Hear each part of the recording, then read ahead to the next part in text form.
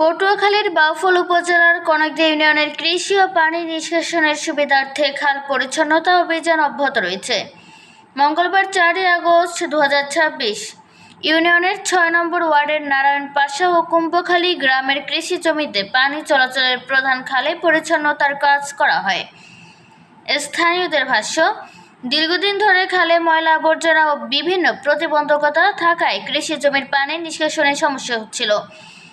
খাল পরিষ্কার হওয়ায় পানি চলাচল স্বাভাবিক হবে এবং কৃষকরা উপকৃত হবেন বলে আশা করা হচ্ছে।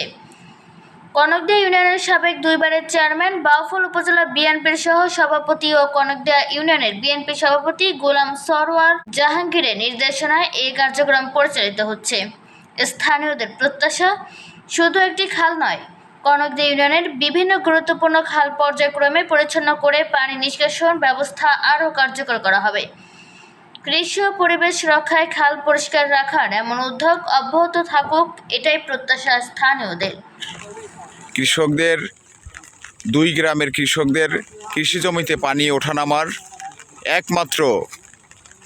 একমাত্র খালটি আজকে একদম মাথা থেকে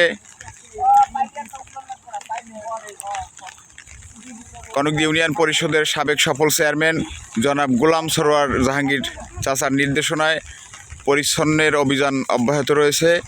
সকলে দোয়া রাখবেন। ইনশাআল্লাহ পূর্বের ন্যায় এই ধারাবাহিকতা আমরা আমাদের সাধ্যমতো অব্যাহত রাখার চেষ্টা করব ইনশাআল্লাহ।